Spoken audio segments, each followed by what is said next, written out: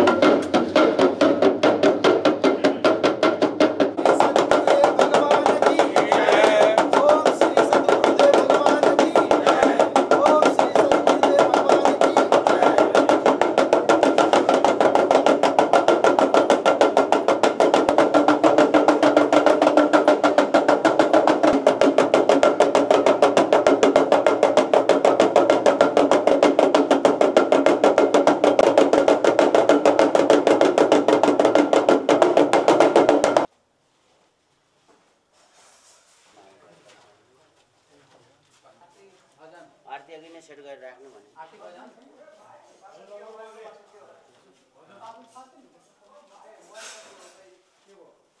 ओम श्री सद्गुरुदेव भगवान की जय। जय सद्गुरुदेवं परमानन्दं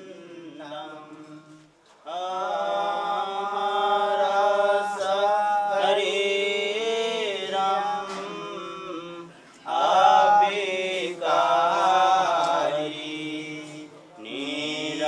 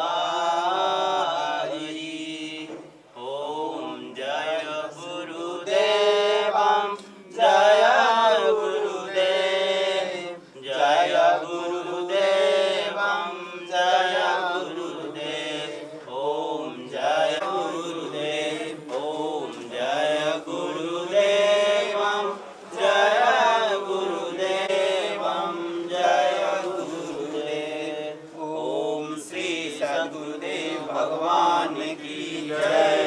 ओम नमः पार्वती पतये हर हर महादेव। श्री अखंड दरबार की जय। बोलो धरती माता की जय।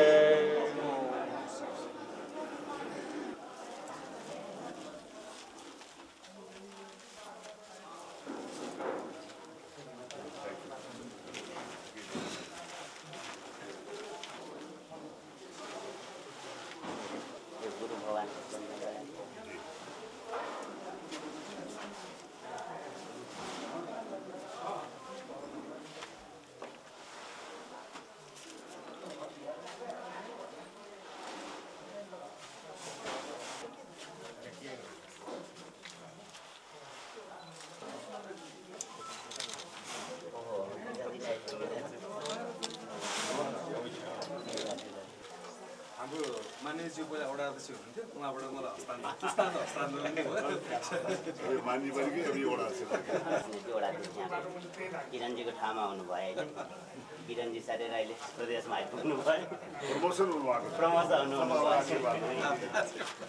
आश्रम हाम्रै वडामा राखेर यो एउटा महत्त्वपूर्ण भेटघाट अथवा यस किसिमका कार्यक्रमसँग जोड्दै अगाडि बढाउनको लागि जुन एउटा महत्त्वपूर्ण भूमिका खेल्नु भएको छ आदरणीय बाबाजीलाई म व्यक्तिगत तर्फबाट र सिङ्गो वडावासीको तर्फबाट हार्दिक धन्यवाद गर्न चाहन्छु, हार्दिक नमन गर्न चाहन्छु। हामीले चुनावको बेला पनि र अरू बेला पनि भन्ने गरेका छौँ, हाम्रो नारै छ विकासमा एकैबद्धता, राजनीतिमा प्रतिस्पर्धा। र यो राजनीतिक प्रतिस्पर्धा भइराख्दाखेरि पनि विकासको लागि र यस्ता धार्मिक अनुष्ठान र यो यज्ञ अथवा यस्ता किसिमका कार्यक्रमहरूमा सबै पार्टी हामी नहेरिकन एकै ठाउँमा उभिन्छौँ। यो हाम्रो एउटा हिन्दू संस्कार पनि हो। यो हामीले एउटा सिकेको एउटा आत्मीय दर्शनले पनि त्यही नै भन्छ। हामी जब राष्ट्र र धर्मको लागि एकै ठाउँमा उभिनुपर्छ, हामीले अरू चिज हेर्दैनौँ, हामीले धर्म र हाम्रो संस्कृतिलाई पहिला हेर्छौँ। र सम्पूर्ण यहाँ उपस्थित हुनुभएका महानुभावहरू र नेतागणहरूलाई पनि जुन हिजोको दिनमा पनि तपाईँहरूले यो सूर्यविनायक नगरपालिका वडा नम्बर 8लाई विकास गर्नको लागि एउटा एकैबद्धता गर्नुभएको थियो, त्यो कतिपय कुराहरू अपूर्ण छन्। तपाईँहरूले अहिले बाटो निर्माण भइरहेको पनि देखिरहनु भएको छ। एउटा नेतृत्वको हिसाबले यो विकास निर्माणमा जोडिनु हुनको लागि पनि मैले हार्दिक आह्वान गरेँ।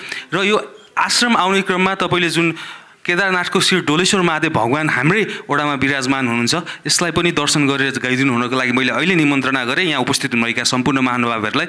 यसै गरी हाम्रो सूर्यविनायक नगरपालिका सूर्यविनायक गणेश मन्दिरको नाममा नामाकरण भएको छ, त्यो मन्दिर पनि यसै हाम्रै वडामा विराजमान हुनुहुन्छ। सूर्यविनायक गणेश मन्दिर भगवानको पनि दर्शन गर्नको लागि मैले हार्दिक निमन्त्रणा गरेँ। र यसै गरी अर्को ठुलो मन्दिर सम्पूर्ण भक्तजनहरूको आशा पुरा गर्ने आशापुरेश्वर महादेव पनि यहाँबाट केही मिनटको डिस्टेन्समा मात्र विराजमान हुनुहुन्छ, त्यहाँ पनि दर्शन गर्नको लागि हार्दिक आह्वान गरेँ। र सम्पूर्ण यहाँ उपस्थित हुनुभएका गण्यमान्य व्यक्तित्वज्यूहरू, मैले अति नै आदर गर्नुपर्ने सम्पूर्ण व्यक्तित्वज्यूहरूलाई मैले कार्यक्रम आयोजक भन्दा पनि वडा अध्यक्षको हिसाबले यस पवित्र वडामा हार्दिक हार्दिक हार्दिक स्वागत गर्दै मेरो दुई शब्द टुङ्गो छु। धन्यवाद, नमस्कार, शुभ दिन, ओम नमः शिवाय। शिलान्यासको सन्दर्भमा पनि आजका प्रमुख अतिथिज्यू उहाँ नै आएर यो चाहिँ भवन शिलान्यास भएको थियो।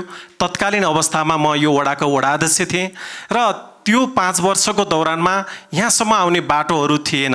हाम्रा चाहिँ पीठाधीश परमहंस महाराजजीले यहाँसम्म आउनको लागि धेरै दुःख मेहनत र परिश्रम गर्नुभएको छ।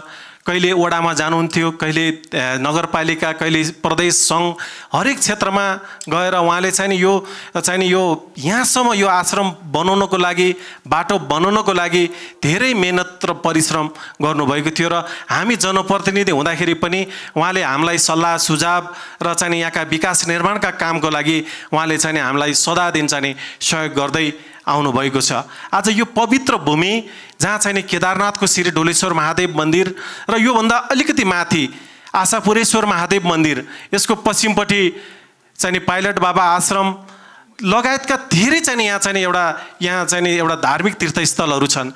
त्यति मात्र नभइकन पृथ्वीनारायण शाहले नेपाल एकीकरण गर्दाखेरि जुन यो भक्तपुर आक्रमण गर्दा यहाँ माथि एउटा आशापुरेश्वर महादेव मन्दिरको दर्शन गरेर यहाँ माथि एउटा गढी छ 2100 मिटर हाइटमा रहेको त्यो गढीबाट उहाँले चाहिँ भक्तपुरको राजा तत्कालीन राजा रञ्जित मल्ल त उहाँको मित र उहाँ मित भएको कारणले गर्दा आफू स्वयं चाहिँ त्यो आक्रमणमा गर्दाखेरि आफ्नो कमान्डमा नगइकन उहाँको आफ्नो भाइलाई को कमान्डमा उहाँ यहाँ यो चाहिँ गढीमा बसेर आक्रमण गरेर भक्तपुर चाहिँ जित हासिल गरेको र कारणले गर्दाखेरि अहिले चाहिँ नेपाली सेनाले त्यहाँ गढी बनाइसकेको छ र पृथ्वीनारायण शाहको शालिगको अनावरण भर्खरै मात्र भइराखेको छ भनेदेखि यो एउटा पर्यटकीय क्षेत्र जहाँ चाहिँ अहिले विकासका पूर्वाधारहरू बाटो बन्ने काम जारी रहेको छ तर एउटा दुःख लाग्दो कुरा हामी सबैले चाहिँ विगतमा हाम्रा आजका कार्यक्रमका प्रमुख अतिथिज्यूले परमहंस मार्गको लागि उहाँकै पहलमा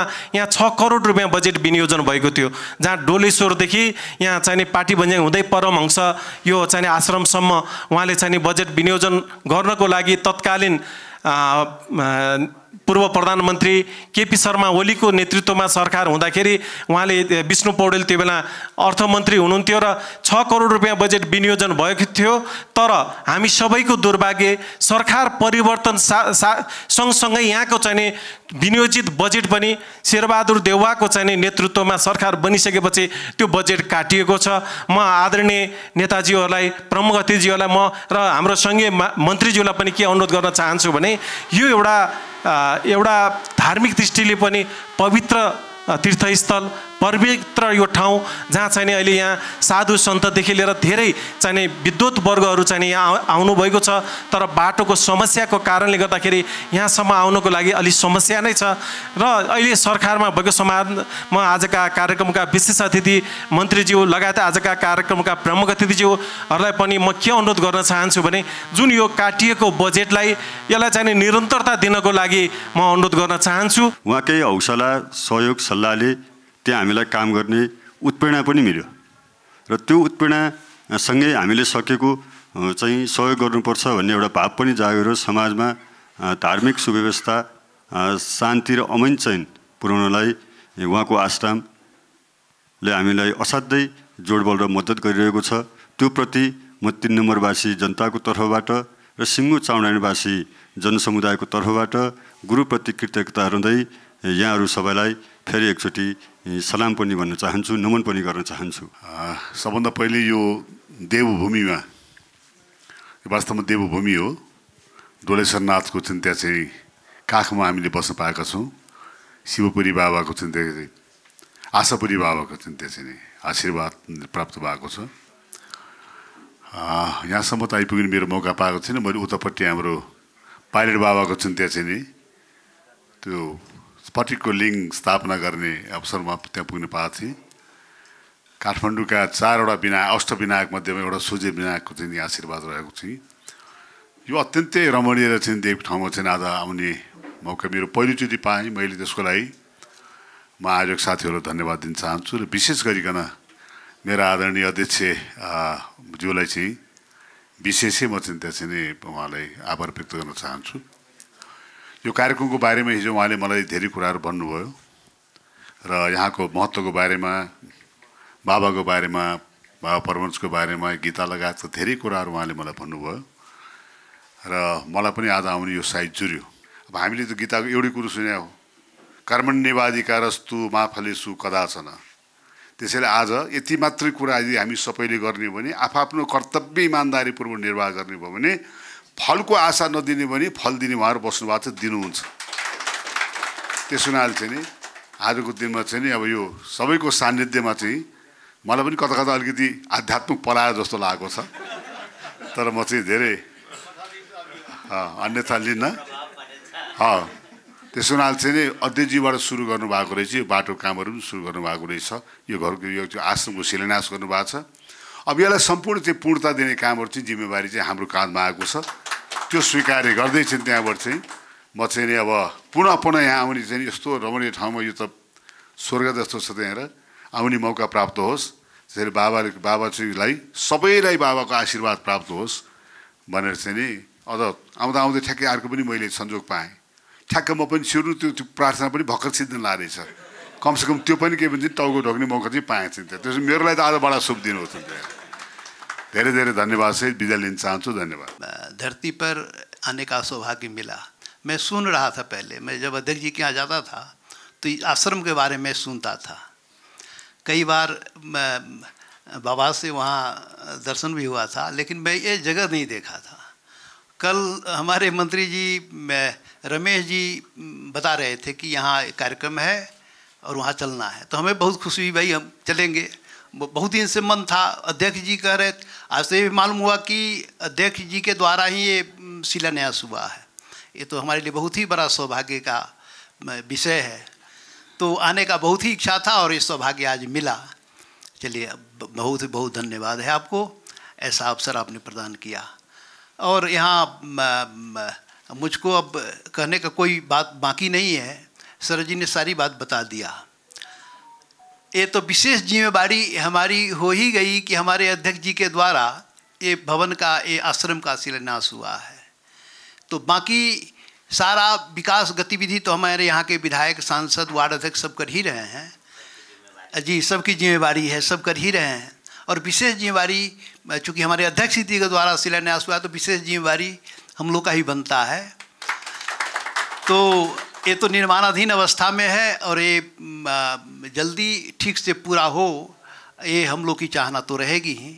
और दूसरी बात यह है कि जो रास्ता है, ये रास्ता पर विशेष ध्यान जाना चाहिए।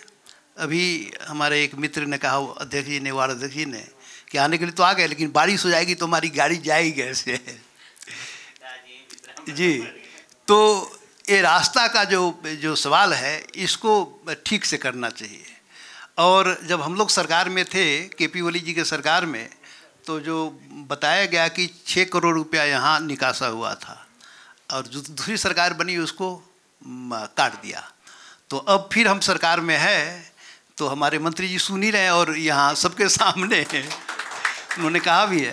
और हम उम्मीद करते हैं कि चूँकि यहाँ का हक बनता है, वो आवंतरित रकम था ना 6 करोड़ रुपया, तो वो हक बनता है यहाँ का, तो हक यहाँ को दिलाया जाए। और मंत्री जी विशेष प्रयास करके वो जो कम से कम 6 करोड़ जो मिला था, वो कम से कम रकम आ जाए और रास्ता और यहाँ का धार्मिक जो विकास है वो विकास हो। मलाई बडा खुसी लागेको छ कि आफ्नो शुभकामना वक्तव्यमा यहाँहरूले यसलाई अझै प्रगतितिर पुरा गर्ने र एउटा चाहिँ पर्यटकीय स्थलको रूपमा पनि, जो कि यो क्षेत्रमा धेरै धार्मिक स्थलहरू छ, त्यो चाहिँ उस रूपमा पनि यसलाई विकास गर्ने, त त्यो कुराको मलाई धेरै खुसी लागेको छ। अब म 2 शब्द यथार्थ गीताको विषयमा भन्न चाहन्छु।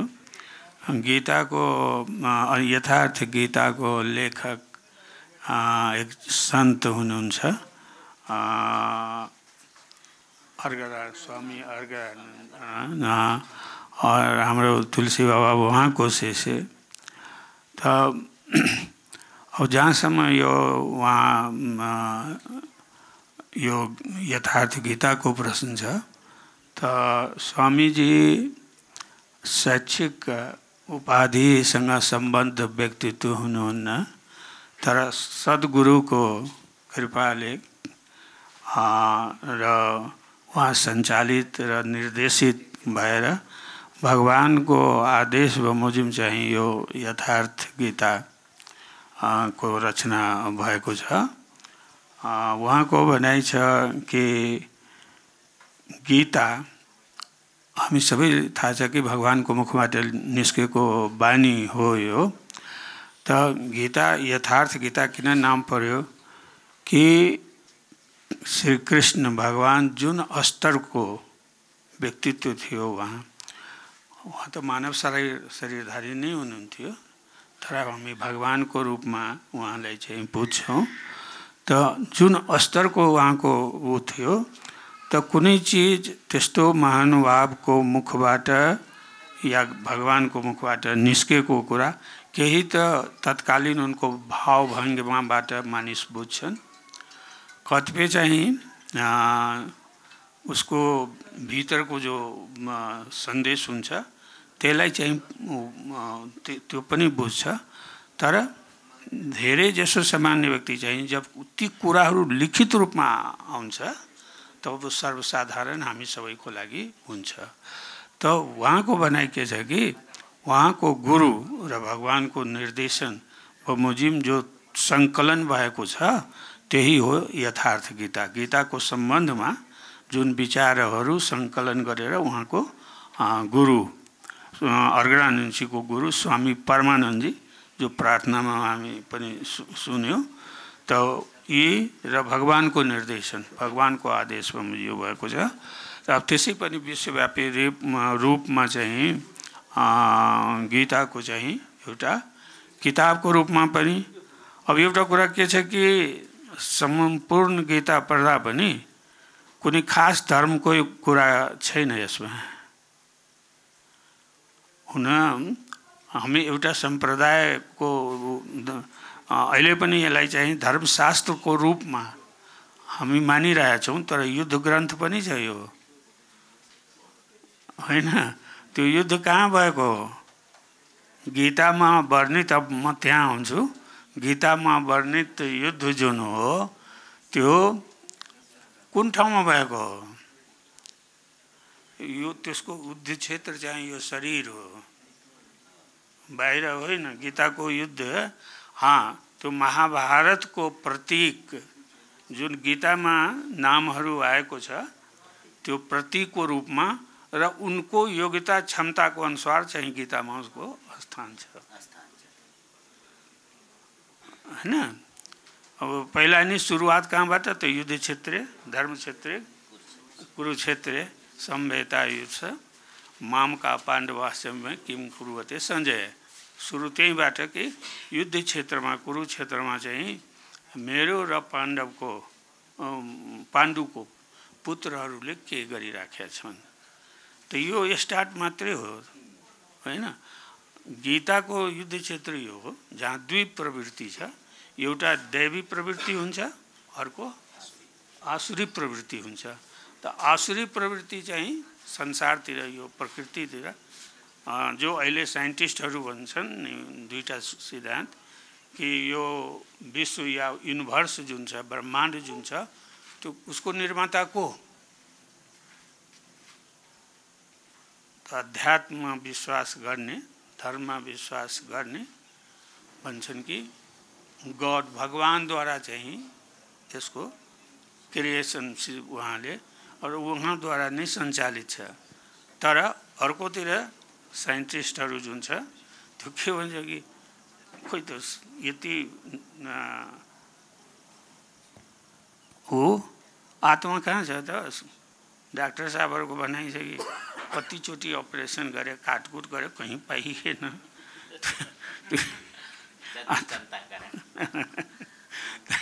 त त्यो देख्ने चिज होइन, त्यो अनुभूति गर्ने चिज हो। त त्यही मेरो दुई विचार छ कि एउटा त के छ कि भौतिकवादी विचार जुन छ कि प्रकृतिद्वारा सञ्चालित छ यो ब्रह्माण्ड भनौँ या युनिभर्स भनौँ र नेचुरल लद्वारा नै यो रेगुलेटेड हो। जस्तै अब हाम्रो पूजामा पनि आउँछ नि सब भन्नलाई त हामी भन्छौँ कि गणेशजीको पहिला पूजा हुन्छ, तर यस्तो घरहरूको शिलान्यास गर्दाखेरि सूर्य आदि देवता त हामी सबैको उत्पत्ति त सूर्य हो, लिभिङ गड त वही हो, होइन? जसलाई हामी देखिरहेछौँ, हेरिरहेछौँ। अरूको त हाम्रो चाहिँ भावनात्मक हो, हामीले न स्वर्ग देखा हो न नरक देखा हो, तर मानिराखेका छु नि, हुने छ कर्मअनुसार चाहिँ त्यो फल भयो। त अब गीताको मैले भने नि कि जो लेखक हुनुहुन्छ त त्यो स्तरमा पुगिसकेको हुनाले चाहिँ यो गीता यथार्थ गीता आएको छ र उसको अर्थ जुन छ वास्तविक गीताको जुन अर्थ छ त्यो यसमा चाहिँ यथार्थ गीतामा परेको छ। अब चाहिँ हामी तपाईँको लागि के यो गीताले सन्देश दिन्छ? कर्मको सन्देश दिन्छ। त अर्जुन चाहिँ युद्ध क्षेत्रमा खडा थिए र ऊ चारैतिर चाहिँ आफ्नो सम्बन्धीहरूलाई देखे, आफ्नो दादा भीष्म पितामह, गुरु, आफ्ना भाइ साला इत्यादि। त ऊ अलिकता विचलित भए र के भने कि यो त जम्मै मेरो रिलेटिभ हो, आफ्नै परिवारको हो, यसलाई मारेर त म नर्कमा जान्छु। हाम्रो जुन कुल धर्म छ त्यो समाप्त हुन्छ, पिण्ड दिने मानिस रहँदैन, अनि नपुंसक हुन्छ, स्त्री चाहिँ जो सन्तान पैदा हुन्छ त्यो नपुंसक हुन्छ भनेर उसले म त युद्ध गर्दैन भनेर हतियार डाल्यो। अनि त्यहीँबाट युद्ध सुरु हुन्छ। सञ्जयको मुखबाट उसलाई सुनाएको हो, धृतराष्ट्रलाई सुनाएको हो। त त्यहीँबाट हुन्छ। त मुख्य त अब आउँछु समाप्त गर्दैछु म। त दुईवटा कर्मको माने भगवान् कृष्णले भन्नुभयो, दुईवटा बताउनु भयो। एउटा त ज्ञान मार्गीको लागि ज्ञान मार्ग माने आप अपने से कर सकते हैं। दूसरा जो है निष्काम कर्म योगी सबके लिए, जो आप अपने इष्ट को जो है समर्पित कर दिए, लीजिए हम भजन कर रहे हैं, चिंतन कर रहे हैं, आपको जो करना है आप कीजिए, हम तो उस रास्ते पर आ गए। दूसरा जो है वो ज्ञान मार्ग कहता है तो ब्रह्म तो हम ही हैं, हम ब्रह्मास्मि, है ना। तो उनका रास्ते में सबसे बाधा जो है क्या है कि उनका शरीर हो जाता है। लेकिन कर्म दोनों में करना ही है आपको, भजन चिंतन, इसके अलावा दूसरा कोई रास्ता नहीं है। ये जो हम लोग कहते हैं ना यज्ञ जो कहते हैं ना, तो गीता में जो यज्ञ है ये अभी यज्ञ हो रहा है। गीता का आगे जो है आप अकेले बैठ के भजन शुरू करते हैं तो वहीं से यज्ञ शुरू होता है। अब जैसे ही राम राम कहे या श्री कृष्ण कहने के लिए नहीं कहा, ओम कहने के लिए कहा, तो जब ये आप शुरू करते हैं तो वो विकार जो है मन का उसका आक्रमण हो जाता है। हम बैठे यहाँ अब राम राम कीजिए, हम चल दिए वहाँ न्यू रोड में घूम रहे हैं, है ना। तो कहा जाता है कि हमारे दिमाग में 60,000 विचार है, तो उसको हम कैसे कंट्रोल करें, उस पर केंद्रित करते हैं। हम राम कहे चाहे ओम कहें तो अपने दिमाग को उस पर वो कीजिए, एकाग्र कीजिए, कंट्रोल कीजिए, वो आपके उसमें आ जाएगा। बस वही है यज्ञ की पूर्ति, वहीं पर यज्ञ समाप्त होता है। वो जब तक नहीं होगा तब तक आप जो है चलते रहिएगा। और उनका कहना है कि वह एक ऐसा संपत्ति है कि बैंक में हम लोग पैसा रखते हैं, उसे निकाल लेते हैं तो घट जाता है, लेकिन ये जितना जमा हो गया वो घटता नहीं है। आप बीच में छोड़ दिए और फिर शुरू किए तो वहीं से शुरू हो जाएगा, आप जितना कर चुके हैं वो। तो इसीलिए ये जो है एक चिंतन का विषय है। आप अपने सांस को भी देख सकते हैं। गौतम बुद्ध जो है शुरू में जो है गुरु के खोज में गए, कहीं उनको नहीं मिला, तो ये गुरु ने कहा कि तुम सत्य की खोज करो। गुरु की खोज करते अभी तक नहीं कर पाए, तो उन्होंने कहा कि गुरु कहाँ है, तो तुम्हारे भीतर है। तो वो सांस को देखना शुरू किया, कैसे आता है, कैसे रेगुलेट नहीं। जैसे हम लोग चुपचाप बैठे हुए तो सांस तो आ ही जा रहा है ना, तो कहा कि उसको देखो, उस पर केंद्रित करो। तो उनका जो है वो किसी भगवान की भी बात नहीं करते हैं गौतम बुद्ध, है ना। वो हाँ, वो सफरिंग की बात करते हैं कि संसार में दुख है, उसको हम हटा सकते हैं। और उसको कैसे हटाए, तो सत्य देखो, यही सत्य है। सांस लेना, तुम जन्म लेते हो तो पहला सांस वहाँ होता है, जिस दिन तुम्हारा सांस होता है जिंदगी खत्म है। तो ये है गीता का, मैंने संक्षेप में कहा कि दो है, कर्म करना ही है, कीजिए। अब उसके लिए कोई समय नहीं है। हम लोग का तो अपना संस्कृति भी है, सुबह उठते हैं तो कहीं ना कहीं जो है किसी स्थान पर जाके अपना घरे में जो है राम राम राम राम कुछ कर लेते हैं। तो आप 2 मिनट भी कर सकते हैं, 1 मिनट भी कर सकते हैं, अपना घर में भी कर सकते हैं। भगवान जो है एक बार नारद जी के साथ जा रहे थे कहीं, और रास्ता में एक ठो किसान खेत जोत रहा था, तो भगवान रुक गए थोड़ा देर। तो नारद जी कहे कि काहे रुक गए, तो कहा कि हमारा बड़ा भक्त है ये किसान। तो नारद जी को थोड़ा मन में उचित दुखा, सबसे बड़ा भक्त हम हैं, हमारा न कहते हो किसान जो है तू तो खेत जोत रहा है, कैसे किसान हो, आपका इतना बड़ा भक्त हो गया। तो कहा देखो, गागरों में पानी मंगवाए और कहे कि इसको घूम कर आओ, लेकिन एक बूंद भी नहीं खसना चाहिए और मेरा नाम भी नहीं छूटना चाहिए। तो घूम कर आए तो बीच बीच में भगवान का नाम भी छूट जाता था और कहीं न कहीं इधर उधर वो बंद। तो आए तो भगवान पूरा तो नहीं हुआ था। हाँ, यही फर्क।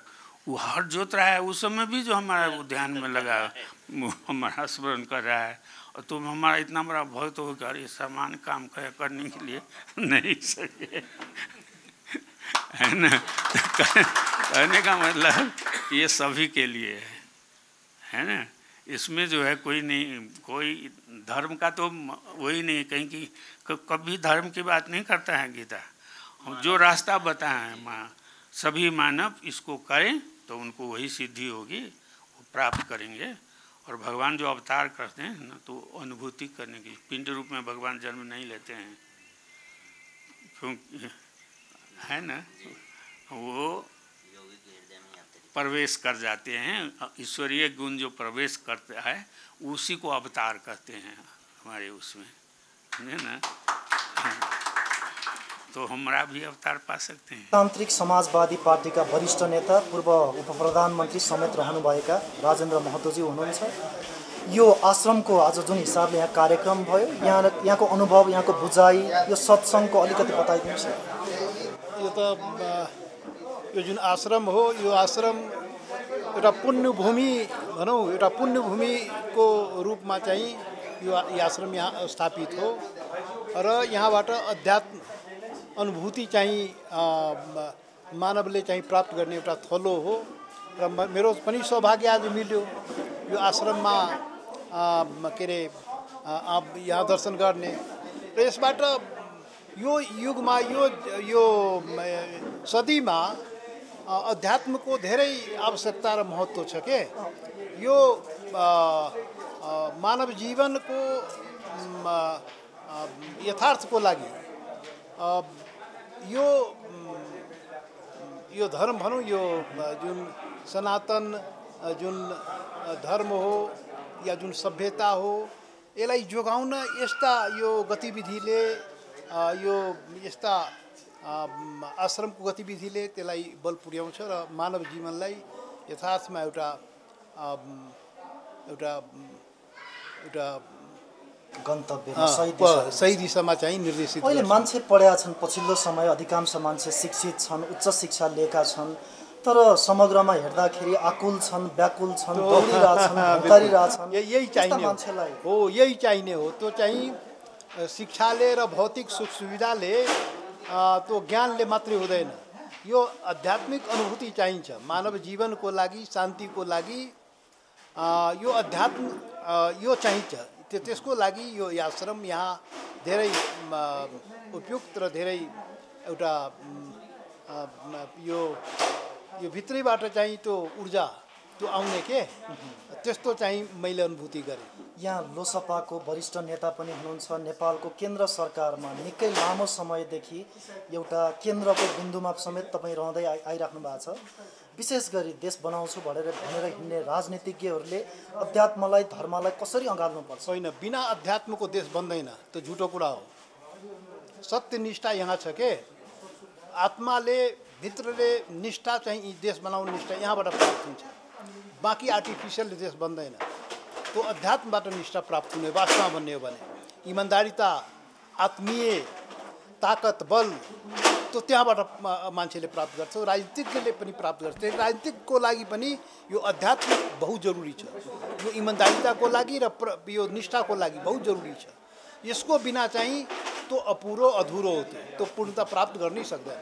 राजनीतिज्ञहरू अध्यात्ममा लाग्ने हो भने देश बनाउनको लागि त्यसबाट सहज हुन्छ, सहयोग हुन्छ, बल प्राप्त हुन्छ। लोकतान्त्रिक समाजवादी पार्टीको अध्यक्ष, प्रतिनिधि सभाको सांसद समेत हुनुहुन्छ आदरणीय महन्त ठाकुरज्यू, यो मान्छेको जीवनमा अध्यात्मको, धर्मको महत्त्वको बारेमा बताइदिनुहोस् न।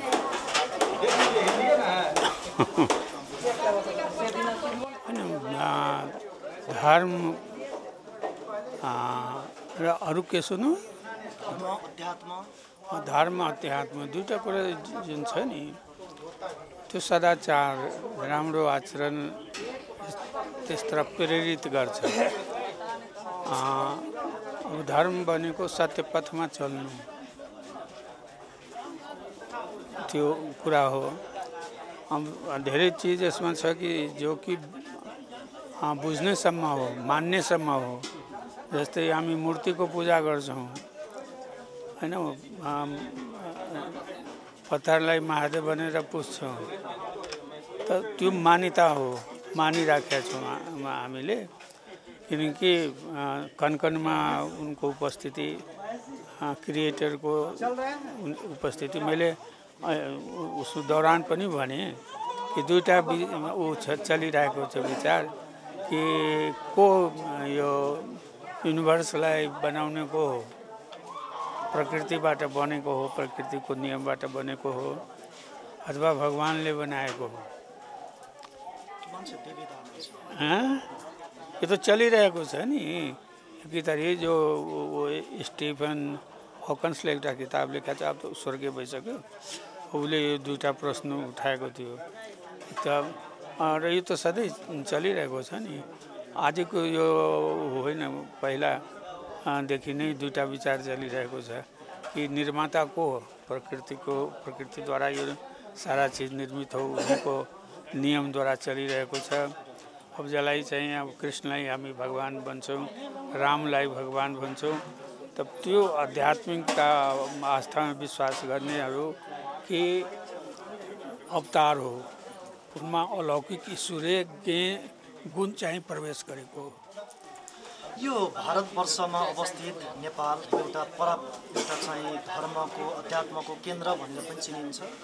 परापूर्व कालदेखि एउटा सनातन धर्मको, संस्कृतिको केन्द्रको रूपमा चिनिन्छ। होइन, भारतवर्षमा त्यो पुरानो हो। भारतवर्षमा पछिल्लो समय यो धर्मको केन्द्रको रूपमा रहेको नेपाल, यहाँ राजनीतिक हिसाबले अस्थिरता, युवाहरूमा देशमा केही गरौँ भन्ने युवाहरूमा एउटा आकुल व्याकुलता दौडिने खालको स्थिति छ नि। पहिला तपाईँको प्रश्नको, नेपाल एउटा स्वतन्त्र देश हो। भारतवर्षमा त्यो पुरानो कथा हो। जब कहिले आर्यावर्त थियो, त्यस बेला कहाँ थियो, भारतको सीमा कति थियो। अब अहिलेको सन्दर्भमा चाहिँ धेरै परिवर्तन भइसकेको छ। अब जहाँसम्म यो केन्द्रको उसमा हो, त बाहिरी आक्रमणबाट नेपाल कम पीडित भएर उसको पुरानो जुन हाम्रो आर्य या वैदिक परम्परा जुन छ, वैदिक धर्मबाट, जस्तै मिथिला भयो, जनकपुर भयो, तो यो वैदिक कालदेखि उसको चाहिँ उपस्थिति छ। तो त्यो सब पुरानो चीज सब केही देखा परेको छ हाम्रो यहाँ। मठ मन्दिर आफ्नै ढङ्गको कलामा, संस्कृतिमा ऊ देखा परिरहेको छ, जो कि भारतमा, उत्तरी भारतमा देख्नुहुन्छ भने हिन्दू संस्कृतिको मन्दिर कमै तपाईँले भेट्नुहुन्छ। दक्षिण भारतमा मात्रै पाइन्छ। तब धेरै आक्रमणहरूको सामना गर्नु पर्यो, तोडफोड भयो र मठ मन्दिरमा एउटा बाहिरी आक्रमणकारीहरूको विश्वास के त यहाँ धन सम्पत्ति हुन्छ, मूर्तिहरू सुना चाँदीको इत्यादिको हुन्थ्यो। त अब उसको रक्षा गर्नको लागि पनि तयार हुन्थ्यो त्यो मानिसहरू, मठ मन्दिरको मानिसहरू लड्दा सामना गर्थ्यो। तर अब सेनाको अगाडि होइन, हतियार बन्दको अगाडि सक्दैन थिए, मन्दिर लुटेर जान्थ्यो। त्यसै कारण अहिले जुन पुराना मन्दिरहरूको कुरा आइरहेको छ नि, बनिरहेको छ नि, त्यो वास्तविकमा त्यो तोडफोड गरिएको मन्दिर। तर पछिल्लो समय धर्मका हिसाबले त छेद विच्छेदको अवस्थामा छ समाज, देश। अनि धर्म अब ठिक छ, क्रिस्चियन अहिले उहाँ क्वेसन आयो नि, प्रश्न आयो नि, के समय कहिले देखियो? खालि क्रिस्चियन एरादेखि नै समय सुरु भएको, त्योभन्दा अगाडि समय थिएन। धर्म चाहिँ खालि क्रिस्चियनहरूको मिसनरी स्टार्ट भयो, दुकान खोलिराखेको छ सब त धर्म परिवर्तनको लागि, धर्म त्यहीँबाट सुरु भएको। त्योभन्दा अगाडि धर्म थिएन? थियो नि, त्योभन्दा अगाडि पनि धर्म थियो, त्योभन्दा अगाडि पनि समय थियो। तर हामी अहिले समयमा त्यो हाम्रो यहाँ त दुईटा, एउटा त विक्रम सम्वत, अर्को चाहिँ तेस्रो हाम्रो यो नेपाल सम्वत पनि त हो नि। त्यो हाम्रो क्यालेन्डरमा त हेर्छु उसलाई। अब व्यवहारमा चाहिँ बाहिरको लागि चाहिँ हामी क्रिस्चियन एरा युज गर्छौँ, देशभित्र त विक्रम सम्वत नै हो। राजनीतिक वृत्तमा समेत महन्त ठाकुरलाई एउटा सन्त नेताको रूपमा एउटा चाहिँ आदर्शवान नेताको रूपमा चिन्छन्। विशेष गरी देश बनाउँछु भनेर हिँड्ने राजनीतिज्ञहरूले यो अध्यात्म अथवा धर्म भन्ने कुरालाई अँगाल्न कतिको आवश्यक छ यहाँको बुझाइ? मैले पहिले नै भने कि धर्म भन्न साथ चाहिँ एउटा आचरणसँग सम्बन्धित हुन्छ, सदाचार गर्ने प्रेरणा दिन्छ। झुट नबोल्नुको कहीँ स्कुल छ? चोरी नगर्नु उसको कहीँ स्कुल छैन, तर गर्छन् मानिस, झुटो कहिले बोल्छ। त्यसै कारण धर्म जुन छ यो शिक्षा दिन्छ या करिब करिब त फेरि हर धर्म छ, पालन होस् नहोस् सदाचारतिर राम्रो काम गर्नु, सत्य पथमा, धर्मको मतलब सत्य पथमा चल्नु, सत्य आचरण गर्नु, त्यही हो धर्म। यो हामी परमहंस आश्रमको नेपालको चाहिँ यो पीठ अथवा केन्द्र स्वामी अर्गडानन्दजी महाराजद्वारा जुन गीतोपदेश भनेर व्याख्या गरिएको छ, आज यो आश्रममा एउटा विशेष कार्यक्रममा पनि छौँ। यहाँ यस्ता खालका आश्रमहरूमा यस्ता कार्यक्रमहरूमा प्राय हिँडिराख्नुहुन्छ। यो आश्रमको बारेमा अथवा यसको महत्त्वको बारेमा बताइदिनुहोस्। अनि महत्त्व यो हो कि थोरै समयको व्यस्त समयमा मानिसहरूको आजको आधुनिक युग व्यस्त छ, त यो 1 घन्टा 2 घन्टाको लागि चाहिँ आएर आपसमा यस किसिमको चर्चा गर्ने, विचार प्रकट गर्ने, धर्मपथमा गीताले यो भने कर्म गर फलको चिन्ता न, कर्म गरेपछि त जब वृक्ष लगाउँछौ त के हुन्छ कि फुल दिन्छ, फुल र फल पनि आउँछ। कथम कदाचित फल आएन, काठ त रहन्छ नि होइन। त सदाचार गर्दाखेरि, राम्रो पथमा चल्दाखेरि त्यस किसिमको एउटा इमेज बन्छ। तपाईँले केही पाउनुहुन्न भने त इमान्दार त छ नि, राम्रो ऊ त चरित्र छ नि, त्यो आइडेन्टिटी त समाजमा जान्छ नि। अब धेरै धनाढ्य हुन्छ, सब हुन्छ, सारा हुन्छ, त उसको अर्कै इमेज हुन्छ। तर पछिल्लो समय नेपालमा सनातन धर्मप्रति बारम्बार प्रहार भइराखेको छ। देशको धर्मको संरक्षण गर्ने तपाईँ नेताहरू नेतृत्वमा हुनुहुन्छ। होइन, प्रहार त अहिले मात्रै हो र भनिहाल्नु। हाम्रो त उनी यदि हाम्रो राष्ट्रियता, हाम्रो संस्कृति कसैले बचाएको छ भने, हामीलाई बचाएको छ भने हाम्रो संस्कृति हो। राजा महाराजा त हतियार डालिदिए। अब हाम्रो सामाजिक व्यवस्था यस्तो थियो कि राजपूतहरूले मात्र हतियार राख्न पाउने, ब्राह्मणहरूले मात्र पढ्न पाउने, वैश्यका त सबैसँग व्यापार गर्ने त उसको कामै थियो। यो 3 अब जो लडाइँमा समातिएको थियो त्यसलाई शूद्र भन्नुहुन्थ्यो, अल्पज्ञ भन्नुहुन्थ्यो, शिष्यको रूपमा रहन्छ त्यसलाई भन्थ्यो। त हाम्रो माथि हामीलाई बचाएको त्यही संस्कृति हो। किनकि यति कम्प्लिकेटेड छ, धेरैलाई धर्म परिवर्तन गरादियो तर तोड्न सकेन। बाँचेको छु। यो साहस, यो आँट अबको दिनमा, आउने दिनमा अथवा आउने पुस्ताहरूले एउटा विश्वलाई नेतृत्व गर्न सक्ने गरी अगाडि बढ्न सक्ने अवस्था रहन्छ। राम्रो कुरालाई सबैले पसन्द छ। हाम्रो तपाईँलाई सनातन धर्मको कुरा, यो महात्माहरू आउँछ, खन्ती गाडिदिन्छ, सबै कसैलाई निमन्त्रण गर्न जाने आफै मानिस त्यहाँ पुगिहाल्छन्। त्यो प्रेरणा त दिइरहेको छ नि। ऊ त आफू दुनियाँलाई संसारलाई रिनाउन्स गरिसकेको छ, लगौटी लगाउँछ होइन, तर केही चिज भनिरहेछ, विश्वास दिलाइरहन्छ। त्यो जुन हाम्रो संस्कृतिको हो, तलवारले हामी चाहिँ धर्म परिवर्तनलाई त रोक्न सकेन नि। जाँदा अहिले पढेका, असाध्यै धेरै पढेका युवाहरू छन् देशमा विदेशमा। युवाहरूलाई चाहिँ यहाँ जस्तो एउटा सन्त नेता नेपालको राजनीतिमा निकै लामो समयदेखि केन्द्रमा रहँदै आउनु भएको छ, उमेर धेरै भए पनि अहिले पनि निकै सक्रिय हुनुहुन्छ, के भन्नुहुन्छ? होइन, युवा जहाँ जुन समयमा पनि हेर्नुहोस्, युवा चाहिँ परिवर्तनवादी हुन्छ, परिवर्तन चाहने हुन्छ, र हाम्रो यहाँको युवा पनि परिवर्तनको खोजमा छ। अब उनीहरू अहिलेको वातावरणमा यस्तो छ कि हामीले डेमोक्रेसी पाइसक्यौँ, डेमोक्रेसीको सङ्घर्ष गऱ्यौँ, पाइसक्यौँ। अब एउटा अर्को अवस्थामा छ। अब युवाहरू चाहिँ त्योभन्दा पनि अगाडि बढ्न चाहन्छ। त्यसले डेमोक्रेसीको लागि अब सङ्घर्ष गर्नु ऊ छैन। डेमोक्रेसीको लागि अब कतिपय युवा त अहिले पनि जेलमा छन्, जो डेमोक्रेसीको लागि सङ्घर्ष गरे, आफ्नै अधिकारको लागि सङ्घर्ष गरे, अहिले पनि जेलमा छ, छुटेको छैन। धेरैले छुट्यो, तर अब जलेश्वर जेलमा छँदैछ, हाम्रो धनगढी जेलमा छँदैछ, तिनीहरू छँदैछ अहिलेसम्म। त सङ्घर्ष एक किसिमको अहिले पनि सङ्घर्ष चलिरहेको छ, अधिकारको आफ्नो आइडेन्टिटीको लागि, पहिचानको लागि। र युवाहरू जुन समूहको भए पनि त्यो जहिले पनि परिवर्तन खोज्छ। आजको यो अलिकति आश्रमको बारेमा, आजको कार्यक्रमको बारेमा बताइदिनुहोस् न।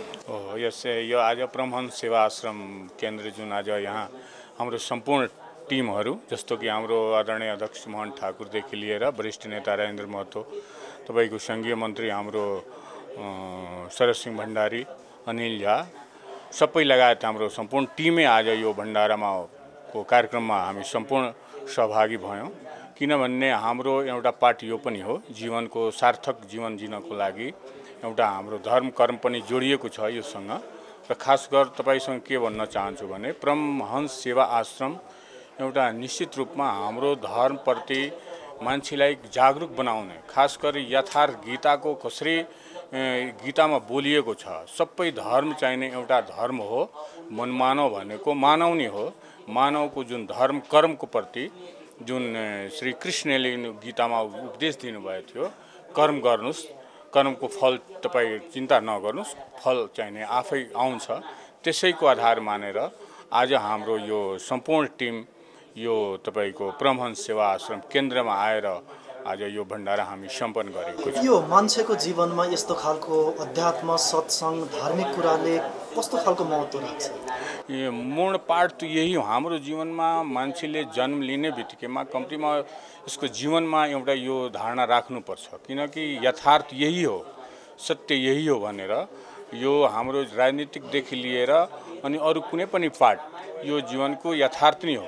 जब हाम्रो यो जीवनसँग जोडिएको यो कुरालाई निश्चित रूपमा यसले हामीलाई एउटा शक्ति प्रदान गर्छ, बल प्रदान गर्छ।